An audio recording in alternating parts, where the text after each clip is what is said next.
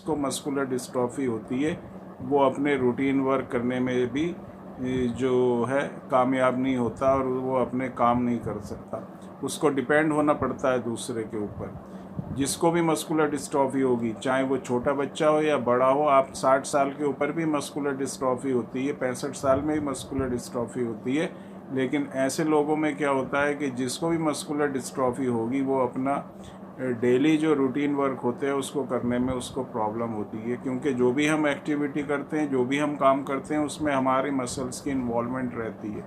और जब मसल्स ही हमारी वीक हो जाती हैं तो हम अपने काम नहीं कर सकते। और जो छोटे छोटे काम होते हैं जो हमें देखने में हम कहते हैं बहुत ही आसान काम है, जैसे चलना,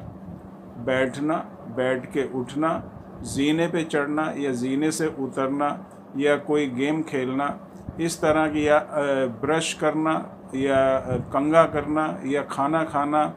इस तरह के जो छोटे छोटे काम होते हैं जो हम अपने रूटीन वर्क में करते हैं, वो काम भी जिनको मस्कुलर डिस्ट्रॉफी होती है वो लोग नहीं कर पाते, या उनको करने में बहुत ज़्यादा प्रॉब्लम होती है। जिसको मस्कुलर डिस्ट्रॉफी होगी तो उसका हाथ जो है ज़्यादा ऊपर नहीं जाएगा, तो वो ब्रश नहीं कर सकता,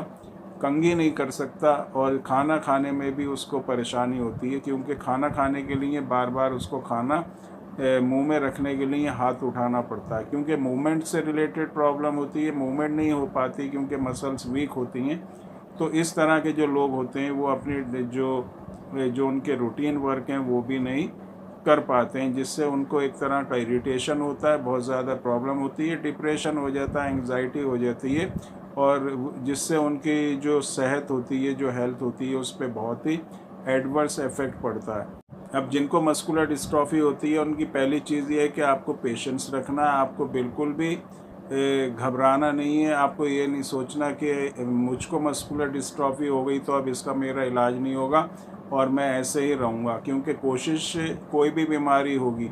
तो उसका इलाज की कोशिश करना, उसके इम्प्रूवमेंट की कोशिश करना ज़रूरी है। हाथ पे हाथ रख के अगर आप बैठेंगे और सोचेंगे कि अब कुछ नहीं हो सकता,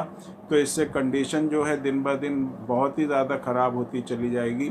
तो कोशिश ज़रूर करना है हमें, इस तरह से देखना है कि हम अपनी जो लाइफ है उसको किस तरह से इम्प्रूव कर सकते हैं, अपनी लाइफ को किस तरह से सक्सेसफुल बना सकते हैं, और क्या ऐसा कर सकते हैं कि हम अपनी जो ज़िंदगी है उसको एक हेल्थी फॉर्म में जिए। तो इसमें जैसे पहले कई वीडियो में बताया गया है कि आप जो है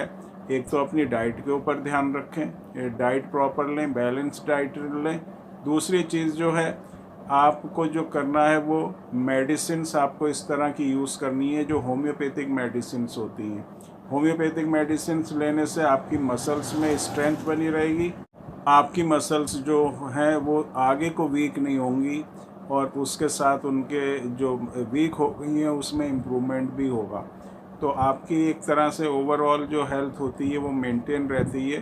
तो होम्योपैथिक मेडिसिन्स बहुत अच्छा रोल प्ले करती हैं मस्कुलर डिस्ट्रॉफी को क्योर करने में। और कंडीशन अगर बहुत ज़्यादा ख़राब भी है, कोई अगर बेड पर है, तो उसमें भी इतना हम कर सकते हैं कि उसके जो इंटरनल ऑर्गन्स हैं वहाँ की जो मसल्स हैं उनको वीक ना होने दें, क्योंकि अगर इंटरनल मसल्स वीक होती हैं तो रेस्पिरेटरी जो सिस्टम होता है वो कोलैप्स करता है, जिससे जो इंसान की डेथ होती है। कार्डियक सिस्टम जो होता है, हार्ट मसल्स, वो भी जो है वर्क नहीं करती, और उसकी वजह से भी जो है इंसान को जो उसकी लाइफ होती है उसके ऊपर एक तरह का थ्रेट आता है। तो किसी भी आपकी स्टेज में मस्कुलर डिस्ट्रॉफी है, चाहे इनिशियल स्टेज में या लास्ट स्टेज जिसको हम कह सकते हैं, हर स्टेज में जो है होम्योपैथिक मेडिसिन्स आपको किसी फॉर्म में किसी न किसी तरह से हेल्प ज़रूर करेंगी।